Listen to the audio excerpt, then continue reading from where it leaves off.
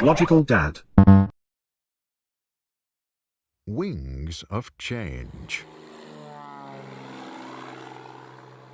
Once upon a time, near the edge of a great valley, there was a town where two brothers, Elias and Victor, spent their childhood watching the birds. From the rolling hills, they marveled at how wings caught the wind, how the slightest tilt of a feather could send a bird soaring or diving. "One day I'm going to fly," Elias would say, stretching his arms like wings. Victor, the younger brother, grinned. "Me too, but boy, it's a long way down," trembling as he looked at the steep cliff edge. As they grew older, their dream turned into an obsession. They spent years designing, building, and testing strange contraptions, some with flapping wings, others with spinning propellers. Their small workshop was cluttered with wooden frames, scraps of fabric, and half-finished machines. One evening, after months of failed attempts, Elias excitedly laid out a new design on the workbench. "Look at this, Victor. If we shape the wings like this, the wind will lift us into the air."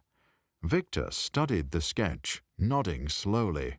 "This could work. We're close, Elias."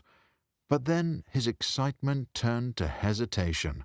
"We need to be careful. If we tell people about this, someone could steal our idea. We should protect it, get a patent before anyone else does." Elias frowned. "Protect it? Why? If we share it, people can help us improve it. Imagine how fast we could learn if other inventors worked on it too." Victor shook his head. "That's reckless. If we don't control it, someone else will, and they'll profit from our hard work." Elias felt his face grow hot. "Is this about flying or about making money?" Victor slammed his hand onto the workbench. "It's about survival, Elias. If we don't claim our invention, someone else will, and we'll be left with nothing." After a long night of yelling back and forth, the brothers parted ways. Victor locked away their notes and set to work in secret, determined to build the flying machine by himself. He worked tirelessly, refusing to ask for help. He hammered, stitched, and carved alone, testing his designs in silence. Months later, the town gathered as Victor unveiled his creation, a spindly, wooden contraption with canvas wings and a sputtering engine. With great effort, Victor climbed aboard, gritted his teeth, and pushed the throttle. The machine shuddered, roared, and lifted off the ground. Gasps filled the crowd as Victor soared into the sky, his machine gliding over the town. He kept it steady, circling once before carefully descending. The landing was rough, the wheels bouncing hard against the dirt. But he had done it. He had flown. The town erupted in applause. "He did it!" they cried. Victor stepped out, chest puffed with pride. He had proven it was possible. Meanwhile, Elias had traveled far and wide, meeting with engineers, craftsmen, and dreamers. He shared his ideas freely and listened to their wisdom.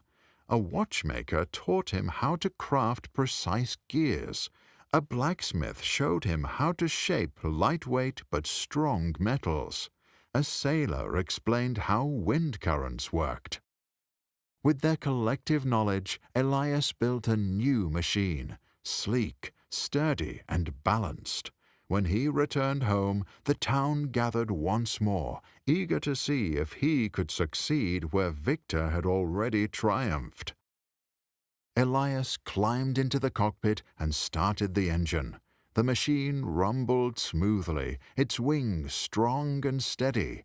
With a push of the throttle, it rolled forward, gained speed, and, gracefully, lifted into the air. Unlike Victor's rough, brief flight, Elias's machine soared higher, steadier. It turned effortlessly, banked smoothly, and glided with ease. When he finally descended, he touched down gently, as if he had always belonged in the sky. The crowd erupted in cheers, louder than before. Victor stood at the edge of the crowd, watching. His flight had been first, but Elias's was better. His machine flew longer, smoother, safer. And it wasn't because Elias was a better builder, it was because he had welcomed the knowledge of others. Later that evening, Victor found Elias by the workshop. "You did it," he said, his voice quiet. "We did it," Elias corrected. Victor sighed, staring at the flying machine.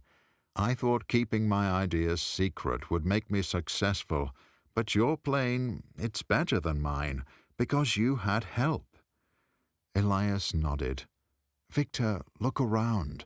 Do you see that watch on your wrist? The bricks in that wall? The street lamps? Everything we have is built on ideas that came before us.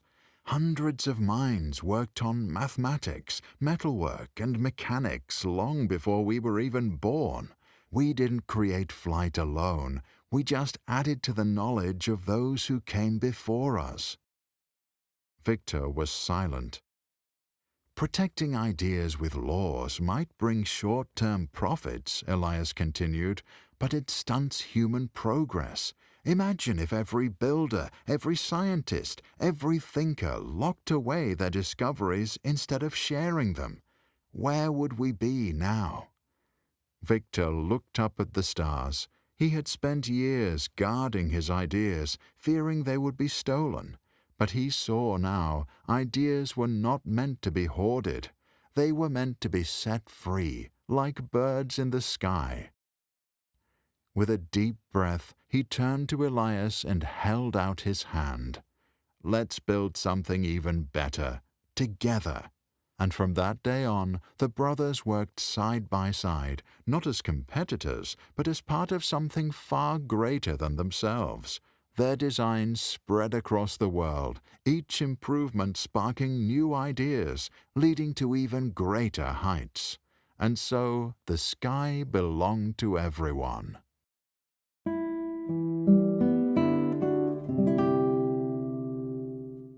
Dear Mom and Dad, this is a fictional story, but it's woven with threads of truth.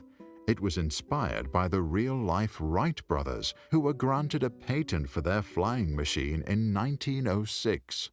Rather than focusing on optimizing flight, they spent years fiercely defending their patent against other aviation pioneers, a period now known as the Patent Wars. Many believe this rivalry slowed the progress of aviation in the United States. It's a reminder that how we choose to use our ideas matters just as much as having them in the first place. You're not alone in feeling sympathy for Victor. Innovators deserve recognition and reward for their groundbreaking efforts and making the impossible possible.